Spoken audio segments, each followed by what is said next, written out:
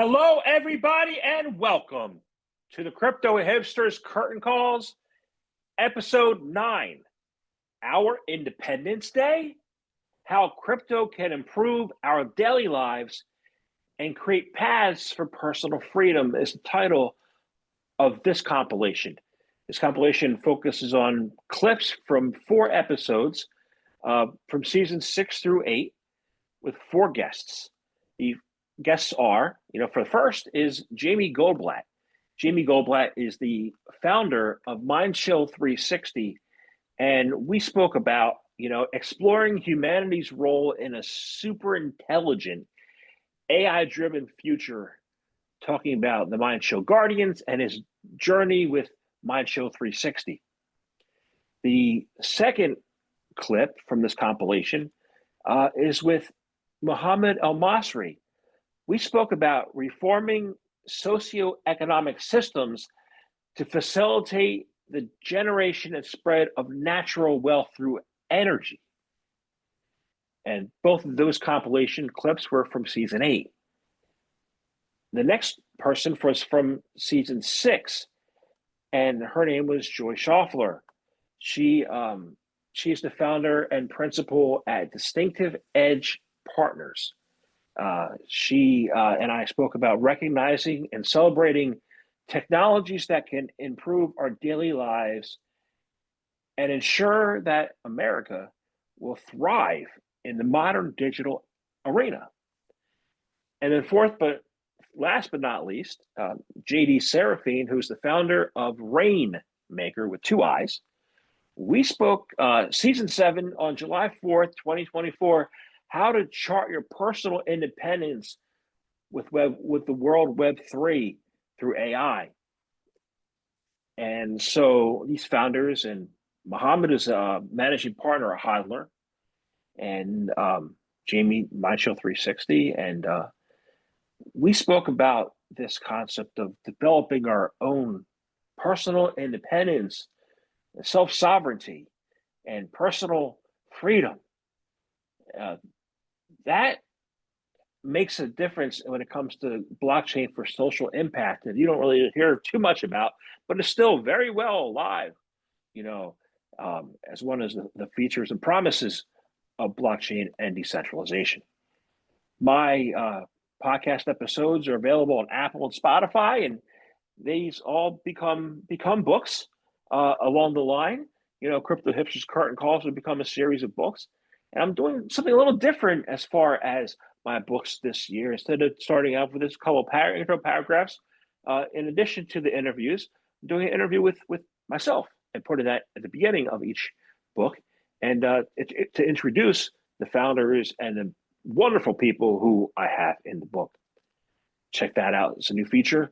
Anyway, enjoy this compilation clip, and I'll see you at the end. Your projects face mockery, ridicule, FUD over the years from critics, right? Yeah.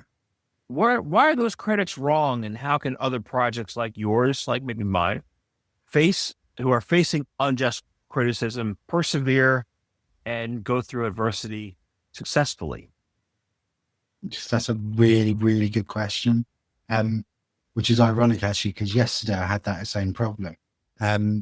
It was the head of cognitive science at Goldsmith or something, who said that who commented on my LinkedIn post about what I was doing, saying that my art has no value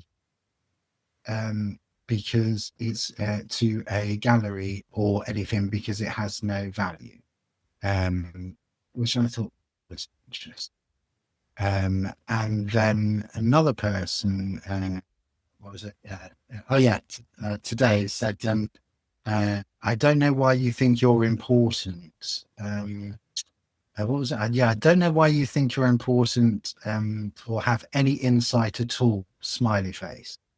And laughing. And then you've got people in the Guardian group sometimes who, while I'm being transparent the whole time without being able to tell them, but the full things of what we're doing, anytime I would post things there or whatever, I would get mocked. And I faced it head on. Because let me tell you something about critics, Jamil. They only attack what they don't understand or what threatens them, right? Mindchill and me have faced mockery and FUD because we're doing something that challenges the status quo and no one can own me. When you're truly innovating, and I genuinely believe this, the ridicule is a massive sign that you're on the right track. The critics are wrong for one immense simple reason. They're looking at today's problems and today's thinking, while we are building solutions for tomorrow's world.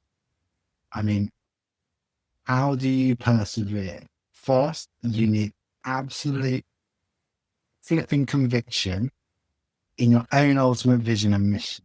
I mean, it doesn't mean you can't evolve, but I've found the mission and meaning stay the same. Very important, actually.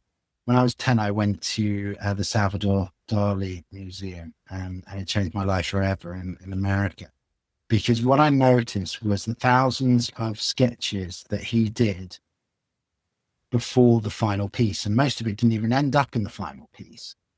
But the final piece wouldn't be what it was without all those masses of sketches. And so what thrilled me and interested me was the sketches.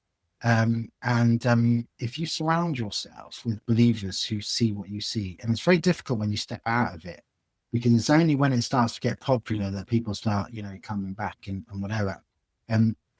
But genuinely, the Guardian community didn't just help build Mindchill; they kept me going when the flop was at its worst. They were my guardian angels, and that's real human connection. And that's fundamentally where I learned that the real value of Mindchill is the guardians and the humans behind. And that led to everything. And so I don't use criticism as fuel because I don't let it affect me, because one person will tell me I'm a visionary, and then the next day they'll tell me, another person will tell me that I'm an idiot. It's nothing. So you can't take, what you've got to take both of them in a kind of neutral way. But I genuinely believe the projects and people in life that will survive and thrive are the ones with are the ones without the most funding. But they're the ones solving real problems with unshakable purpose. And when I'm in unshakable purpose, get out of my way, keep up, because we need to make this happen. And that's my biggest thing to say to everyone, anyone out there. And one of the most important things as well, as I've documented this journey on Telegram and Discord, is that that's my digital history. That's my art. That's my art as well.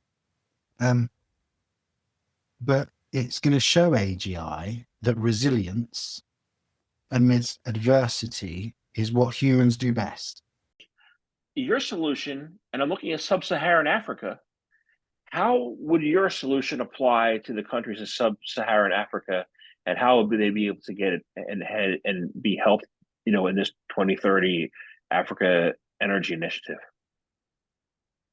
Yeah, see, I won't say this is our solution, because I wouldn't be doing justice to many of our peers in the industry, right? This is a solution that was developed over time by the industry, and we were just fortunate enough to be part of that growth and apply this early on and pioneer it in our own way. And I see this. However, we adopted on top of this whole thing, the infrastructure side, the platform, Permian Chain, where we created a distributed energy market, right? Global distributed energy market for compute, right? And compute means Bitcoin mining, AI, whatever the case may be, that compute that can be remote, compute that can be on the edge, compute that doesn't require 100% 24/7, 365 runtime. So we made a market for this energy that is idle, that is underutilized, that is wasted, that is stranded, in a sector that is looking for it, in a sector that needs it. Currently, even though we're not a very large company or platform yet, we have no shortage of demand for power. We work with some of the largest Bitcoin mining companies in the world. We're working with sizable AI end users, whether it's research and development labs, whether it's universities, etc., that have a need for this energy source. So imagine that today, if you're a hydro dam that's shut in Tanzania, or whether you're a natural gas site that's a non-core area for some of the large producers, so that site is abandoned in somewhere in Africa or anywhere else in the world, you can't make a market for this gas unless you built the infrastructure. Well, we bring the market to you, right, on site, where you can sell gas, you can sell power, you can sell energy on site, and it'll be consumed where it is being produced. You no longer have to transport this energy through expensive transportation lines that may or may not even be built due to geopolitical reasons. And you'll never be able to monetize this resource, and that community in that area is forever energy poor. So our solution, I strongly believe, over time, as it grows, as it accelerates, as it attracts more volume and more resources, will reduce the spread of energy poverty. And we will be able to build energy infrastructure all over the world to service cloud-based solutions, because my data center could be in the middle of the Amazon and I can still be running my website, right? So that, hosting is a cloud thing, right? My Bitcoin mining container or setup could be anywhere in that is remote, and I'll still receive my Bitcoin to my wallet on my dashboard and track the performance of my computing. So I personally don't need to be there, but I can take the infrastructure there, consume the energy, monetize it, and pay the bill, right? So all of this, to answer your question, we're able to completely revolutionize the way energy infrastructure is built and actually build equitable energy systems for those communities in those areas. You said soldiers in the battlefield, right? So innovation in these 7 areas, like how can they make a difference for our soldiers in the battlefield, for our service members? Yeah, no, great question. So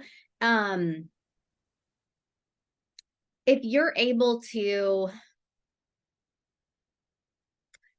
well, I'll give you an example. So we have a client called Hypergiant, and Hypergiant is a super powerful AI company that they are able to take lots of different data sets and create decision-making analysis from those particular data sets based upon who it is who's looking at the data in a really beautiful visual format. So they were working in more of the traditional space. Think, kind of everything from Disney and Apple to Boeing to all of these other fantastic companies. They applied for something called an SBIR, which is a grant, a non-dilutive capital grant, basically to go out and build a technology, a prototype or technology, or begin an implementation of something that can be used within the federal government or Department of Defense or whatever. So they got this SBIR, they built the technology, and the Air Force was so happy with the implementation of the technology that they were just awarded a $61 million contract, which was significantly more than, like a lot of the commercial clients. To get a $61 million contract is really, really hard for a younger AI company, right? But those are the opportunities within the federal sector. So how their technology helps on the battlefield, as an example, is if you think about the ability to take predictive analysis and take all the data and understand, like, what is this showing me, right? Like, what is the increase of blood donations in China have to do with the preparation of a Taiwanese invasion, right? Like all of these inputs of different data that are fed into those predictive analysis models that then allow you to gain insights of like, hey, the last time this happened, here was the results, right? So it's taking all of these different factors, all these different data points. Hey, so there was massive increases in blood donation. We're seeing increases in manufacturing over here. We're seeing this, we're seeing that. All of it's fed into a different, into a data engine that helps you then create insights that enable you to make better decisions, prepare, and put yourself in a position where you're able to save lives, because you're preparing and maybe not going here but going there instead, right? So there's all kinds of different things that it can take into account. Human machine interface, being able to alert people on the battlefield, hey, you're dehydrated, because you've got sensors on your arms, like you're dehydrated, you need to work, because dehydration, the physical impacts of exertion, if that puts your life at risk. And so you can be out there on the battlefield, and if you're not aware of these things, you're not going to be able to protect yourself or those around you. What is ethical AI development, and how is that achieved? Because you could have many actors of many different backgrounds, and some of them might be on the up and up. I mean, look, when you talk about AI and ethics, I mean, there's a lot of rabbit holes there that go down. We could go a lot of directions with that. I think for us, our focus is, we believe that the best version of the future and the best AI that we can develop is going to have as much humanity programmed into it as possible. So how do we facilitate as much human agency as possible as it relates to utilizing AI to empower the individual human? I think that's number one, has to be the number one priority. I believe that AI has this potential, like I said, to really power like a whole renaissance for humanity that we haven't even seen in our lifetimes. I don't think we've seen it in 1,000, 2,000, maybe even in our human history. I don't think we've seen the potential like we have at this moment. I know there's a lot of crazy stuff happening between politics and war and climate change, and it's like everywhere you look, you could literally just put your head in the sand and say, oh geez, it's not this looks like it's not going to turn out good. I unfortunately, or fortunately, I carry the energy that we are going to turn this thing around, and we are going to use AI as a key piece or a key tool that's going to empower the individual human to be able to level up their game and what they're contributing. And I think everything that we're engineering at Raiinmaker specifically, I can't speak to what OpenAI is doing or Apple's doing or Gemini, because that's not, I have zero control over that, and neither do you. What we can look at is who are the companies that are working with the right ethical stance and the right approach to build AI technologies and systems, or utilize AI as a tool rather inside of the technologies and systems and products they're developing to empower the individual human, to basically program AI with more humanity, so that we don't have like the Terminator 2 Skynet, it's going to blow us up. And because I think that's a real thing. It's like, wait, like at some point we know that it will be so advanced that its ability to do process certain things is going to exceed humanity's. It already is, right? That's not even a question of if that will be the case. The question is, can we program it with enough humanity so that hopefully the best of what we have, meaning like that the ability to have love and empathy and things that I think separate us from other types of mammals on this planet. Not that none have it, but I think what are those things that the best of humanity? How can we program it with that? Number one, and number two, how can we leverage it as a tool to empower humanity going forward? I mean, to me, that's the most important thing. I can't speak to what Sam Altman's going to do, or what Elon or Bezos or these guys are going to do.